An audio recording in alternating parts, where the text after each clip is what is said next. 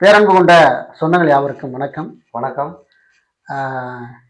உறவுகளுடைய வேண்டுகோளுக்கு இணங்க இன்னைக்கு ஒரு சிறப்பு வீடியோ என்னன்னு கேட்டிங்கன்னா, ரீசெண்டாக ஜமாபந்தி ஒவ்வொரு வருவாய் வட்டாட்சியர் அலுவலகம் தோறும் நடத்தப்பட்டு கொண்டிருக்கு.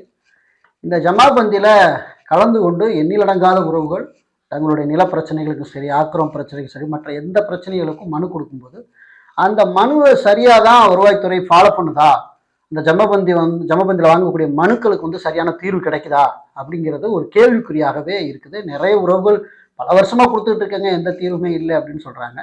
ஸோ அவங்களுக்கு ஒரு சிறிய உதவியாக தகவல் பெறும் உரிமை சட்டம் மூலம் அந்த மனுக்களை நம்ம கேட்கறது மட்டும் இல்லாமல் இந்த ஜமபந்தி தொடர்பாக நம்ம என்ன கேள்வி கேட்டோம் அப்படின்னா நமக்கான தீர்வு கிடைக்கும். அந்த ஜமபந்தியில் இருக்கக்கூடிய பிரச்சனைகளே ஆர்டி மூலம் எப்படி நம்ம அணுகுவது அப்படிங்கிற ஒரு சிறப்பு வீடியோ வெளியிடுங்க அப்படின்னு சில உறவுகள் கேட்டுக்கொண்டதுக்கு அடிப்படையில் இன்னைக்கு நம்ம என்னென்ன கேள்வி ஆர்டிஐ மூலம் கேட்கலாம் ஜமாபந்தியை பொறுத்த வரைக்கும் அப்படிங்கிறத இந்த வீடியோவில் பார்க்க போகிறோம்.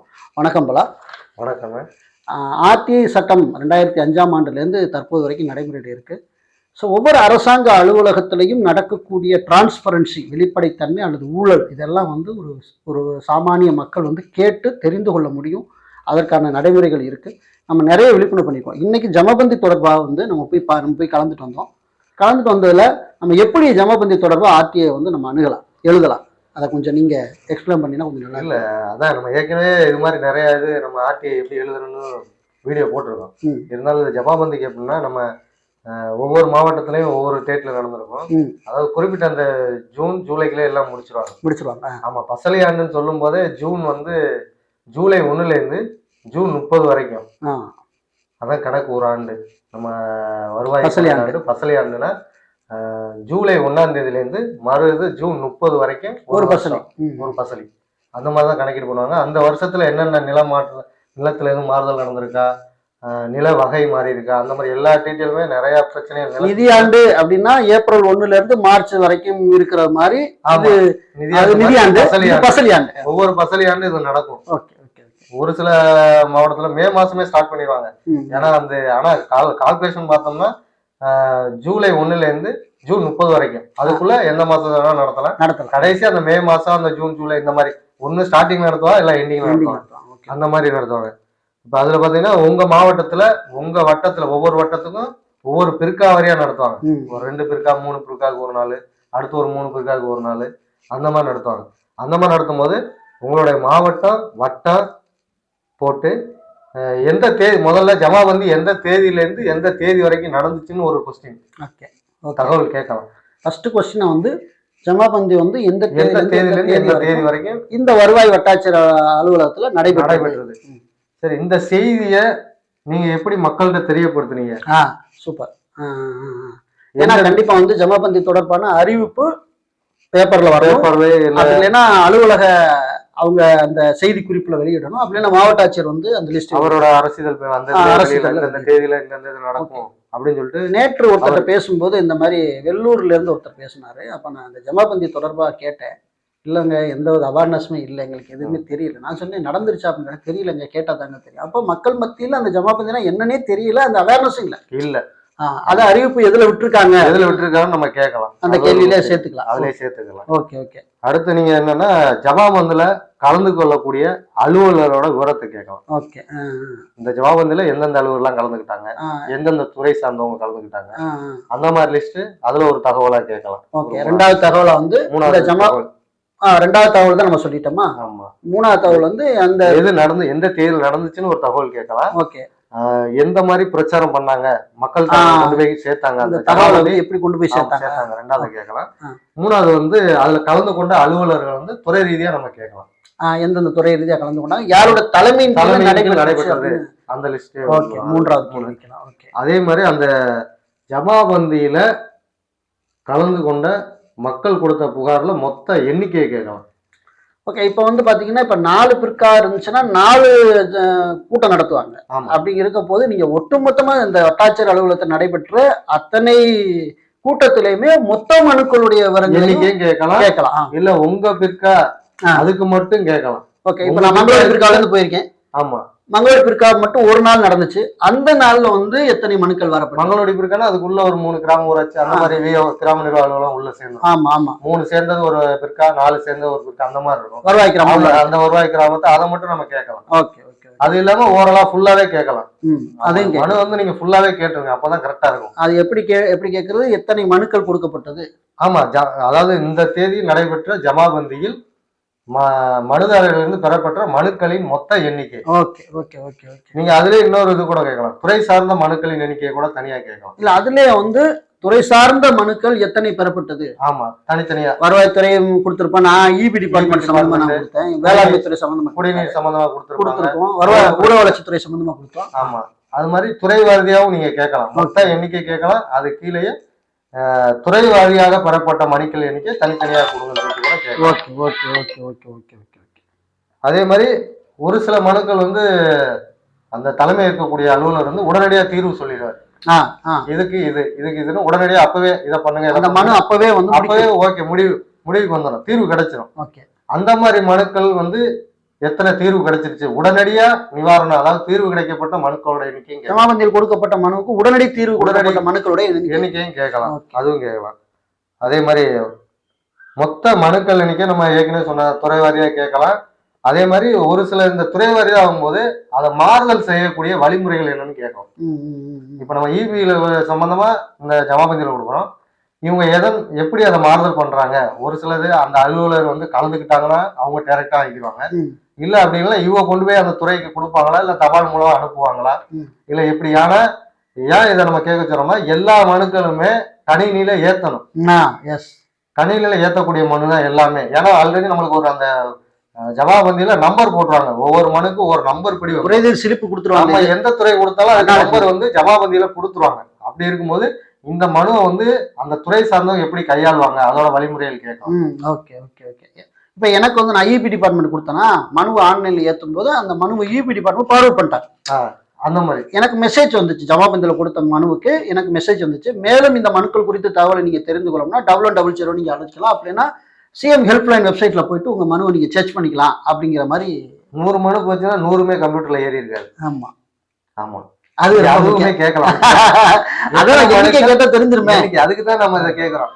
இதெல்லாம் கேட்டுட்டு கடைசியா நீங்க கூட கணினியில் ஏற்றப்பட்ட மனுக்களின் எண்ணிக்கை அதையும் சேர்த்து கூட நீங்க.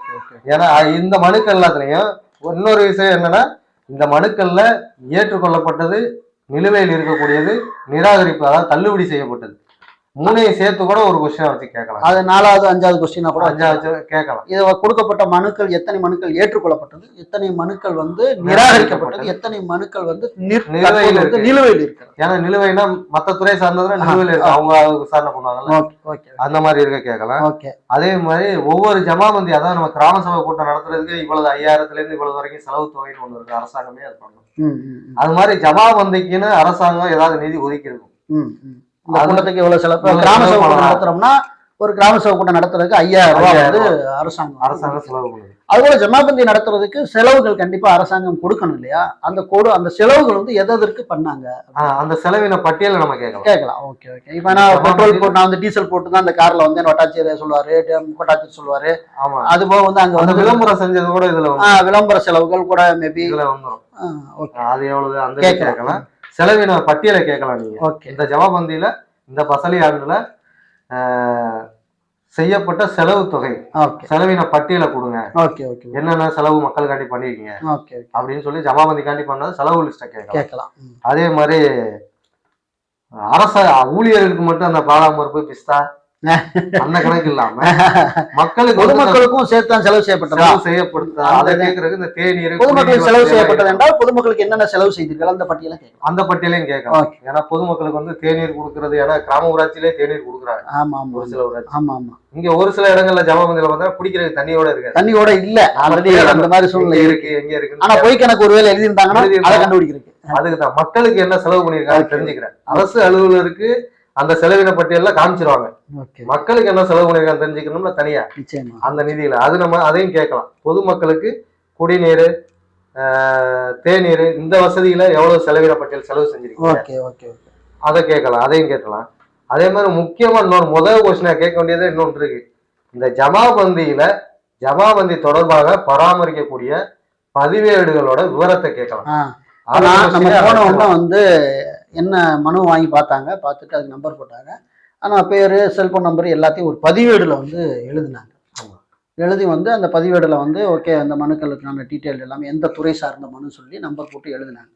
அதுபோல வந்து இந்த மனுக்களுக்கு நிவர்த்தி செஞ்சு கொடுத்துட்டா, இந்த மனுக்கு நிவர்த்தி செய்து கொடுத்தாயிற்றுங்கிற ஒரு பரிகாரத்திற்கான ஒரு பதிவேடு வந்து அவங்க பராமரிப்பாங்க. இதுக்கு இது ஃபினிஷ் பண்ணப்பட்டது அப்படிங்கிறதையும் வந்து அவங்க சொல்லுவாங்க இல்லையா? ஆமா. Okay okay okay. ஸோ அந்த மாதிரி வந்து பதிவேடுகள் வந்து இது சமாபந்திக்குன்னு எந்தெந்த பதிவேடுகள் பராமரிக்கிறாங்க, மனு ஏற்புக்குள்ளது, அது வந்து ரிசல்ட் கிடைச்சிருச்சா, தீர்வு காணப்பட்ட மனுக்கள், அதோட விவரம், என்ன மாதிரி தீர்வு கொடுத்தாங்க, அந்த பட்டியல் எல்லாமே இருக்கு. இப்போ ஒரு இடத்து சம்மந்தம் கொடுக்குறாங்கன்னா விஏ அறிக்கை, ஆர்ஐ அறிக்கை இருக்கும். அவங்க அதுக்கு நோட்டீஸ் அவங்களுக்கு வந்து அறிவுறுத்தணும். கண்டிப்பா அதையும் அதில் மென்ஷன் பண்ணி எழுதணும். இந்த மனுவுக்கு இந்த மாதிரி நடவடிக்கை எடுக்க சொல்லி நம்ம கொடுத்துருக்கோம், அதுக்கோட ஸ்டேட்மெண்ட் கேட்டிருக்கோம், அறிக்கை கேட்டிருக்கோம், அது வந்ததுக்கு அப்புறம் அடுத்த கட்ட நடவடிக்கை போவோம், அந்த மாதிரி இருக்கு. அதை ஃபாலோ பண்ணக்கூடிய விவரம் அதுக்கு ஒரு பட்டியல் இருக்கும், பதிவேடு இருக்கு. கண்டிப்பா கண்டிப்பா நம்ம அதையுமே நம்ம செக் பண்ணிக்கலாம். Okay okay. இது இல்லாம இது எல்லாமே எப்படின்னா நம்ம கேட்கக்கூடிய எல்லாமே 2F கீழே வரக்கூடிய தகவல் நம்ம கேட்கிறோம். தகவல் உரிமை சட்டம் 2005 பிரிவு 2Fல ஒரு 14 விதமான தகவல்களை ஒரு இந்திய குடிமகனாகி நம்ம கேட்க முடியும்னு சட்டம் சொல்லுது. ஏன்னா ஒரு சிலர் வந்து இன்னொரு விஷயம் என்னன்னா, இந்த 2Fங்கிறது வந்து கணக்கு எப்படின்னா, இது நில சம்பந்தமா நம்ம பேசுறாங்களா சொல்றோம். கிராம நிர்வாக அலுவலகத்திலே 2Fன்னு ஒரு கணக்கு பராமரிக்கிறாங்க. தனியா இதுக்கும் ஒரு செக்ஷன் வச்சு அதுல எப்படின்னா மொத்த அளவு, ஒரு கிராமத்தோட மொத்த சுற்றளவு, அதுல தரிசு எவ்வளவு, விவசாய இடம் எவ்வளவு, அந்த மாதிரி காலி இடம் எவ்வளவு, அதை மொத்த கணக்குல 2Fன்னு ஒரு பதிவேடே பராமரிக்கிறாங்க. உடனே அதை எடுத்து ஒரு செராக்ஸ் எடுத்து 2F இந்த கணக்கு அப்படின்னு சொல்லி நம்மளே தெரிஞ்சு ஆனா விஓல இந்த மாதிரி ஒரு கிராம அலுவலகத்துல ஒரு பதிவேடு இருக்கு அப்படின்னு. அதனால இந்த 2Fங்கிறது வந்து ஆர்டிஐ சட்டப்படி 14 வகையான தகவலை பெறக்கூடிய ஒரு சூழ்நிலை தான் செக்ஷன் இருக்கு. அதை நம்ம அவங்களுக்கு அறிவுறுத்துறோம். நாங்க கேட்டிருக்கிறது எல்லாமே 2F கீழே தான் வரும் அப்படிங்கிறத நம்ம சொல்ல வேண்டிய தேவை இருக்கு. அதனால நம்ம வந்து அதை மென்ஷன் பண்றோம். நம்ம இப்ப இதுல சொன்னது எல்லாமே எப்படின்னா தகவலா கேட்கக்கூடிய வழிமுறையா சொல்லியிருக்கோம். இல்ல உங்களுக்கு தெரியல அப்படின்னா கூட நம்ம இதுல வந்து ஒரு பிடிஎஃப் நம்ம இணைச்சிருவோம். இல்ல ஃபார்மட் கொடுப்போம். அதுக்கு மேல எக்ஸ்ட்ரா நீங்க வந்து இதுல நீங்க கூடுதலா எழுதுறாங்க, நான் கேட்டிருக்க தகவல் 2F வருது. இல்ல நீங்க மனு கொடுத்தீங்க, உங்க மனுக்கு ஒரு எண்ணு கொடுத்துருப்பாங்க. ஆமா, மனுவோட எண்ணை எழுதி இல்ல எனக்கு இதெல்லாம் வந்து கேட்கறதுக்கு எனக்கு வந்து இன்ட்ரெஸ்ட் இல்ல, என் மனு சம்பந்தமா தான் நான் கேட்க விரும்புறேன் அப்படின்னா உங்க மனுவோடைய எண்ணை போட்டு நீங்க அந்த மனுவுக்கு எடுக்கப்பட்ட நடவடிக்கைகள் அதையும் நீங்க சேர்க்கலாம். அதையுமே ஒரே கொஸ்டின்ல கூட இதை மட்டும் உங்களுக்கு மட்டும் கூட கேட்டுக்கலாம்.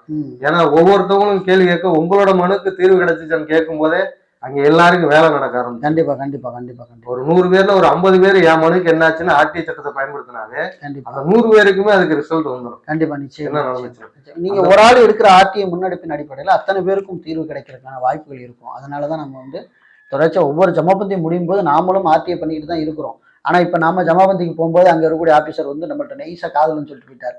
ஐயா இப்ப நான் தான் வந்திருக்கேன், போனதுக்கப்புறம் ஆர்டிஐ போட்டுறாதீங்க அப்படின்னு சொன்னாருங்க. அதுக்குள்ள ஸோ அந்த மாதிரி வந்து அவங்களுக்கு தெரியும் கண்டிப்பா ஜமாபந்திக்கு வந்திருக்காங்கன்னா இது சம்பந்தம் ஆர்டிஐ போடுவாங்க அப்படின்னு தெரியும். அந்த மாதிரி உங்க ஏரியாவில் நீங்க வந்து ஜமாபந்திக்கு போனீங்கன்னா அடுத்த கட்ட நகருக்கு கொண்டு போறதுக்கு ஆர்டிஐ பயன்படுத்துங்க அப்படிங்கிற சொல்லிக்க விரும்புகிறோம். இது ஒரு மாடல். நாங்கள் பேசுனது என்னன்னா உங்களுக்கு வந்து ஈஸியா புரியுற விதமா நாங்கள் பேசியிருக்கோம்.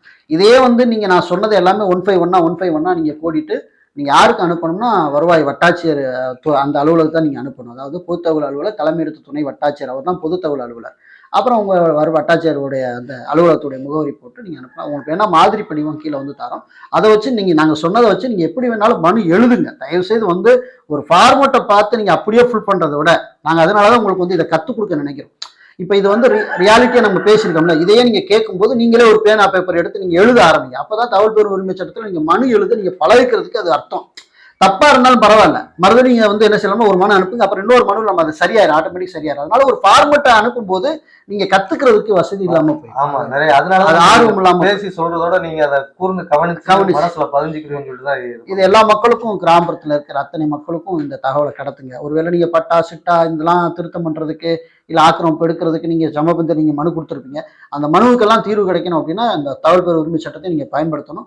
அதே மாதிரி உங்க கணினியில ஏற்றப்பட்ட செய்தி வந்து உங்களுக்கு வந்து எதுக்கு வந்திருக்கும் அப்படின்னா உங்க மெசேஜுக்கு வந்திருக்கும் அப்படின்னு மொபைலுக்கு. ஸோ அதுலயும் கூட ரெஃபரன்ஸ் நம்பர் போட்டிருப்பாங்க. உங்க ஜமாபந்தியில கொடுத்த அந்த ஸ்லிப்லையும் நம்பர் எண்ணிக்கை இருக்கும். இதுல கணினியில ஏற்றப்பட்டதுக்கு அப்புறம் அதுலயும் ரெஃபரன்ஸ் நம்பர் இருக்கு. நீங்க அதையும் கூட சேர்த்து இந்த நம்பருக்கு என்ன நடவடிக்கை எடுத்து, இந்த மனு நம்பருக்கு என்ன நடவடிக்கை எடுத்துக்கணும் கூட நீங்க என்ன செய்யலாம்னா தாராளமா நீங்க கேட்கலாங்கிறதையும் நாங்க சொல்லிக்க விரும்புறோம். ஜமாபந்தி தொடர்பாக வேற ஏதாவது உங்களுக்கு அனுபவம் இருந்தால் இந்த வீடியோக்களை கமெண்ட்ல சொல்லுங்க. வேற ஏதாவது கேள்விகள் இருந்தாலும் சொல்லுங்க. நாங்க எங்களுக்கு டைம் கிடைக்கும் போது நாங்க பொதுவாக வந்து நாங்க அதை பேசி உங்களுக்கான தீர்வுகளை சொல்ல கடன்பட்டிருக்கிறோம். மீண்டும் நடத்தங்களோட அடுத்த வீடியோவில் உங்களை சந்திக்கிறோம். நன்றி, வணக்கம். நன்றி.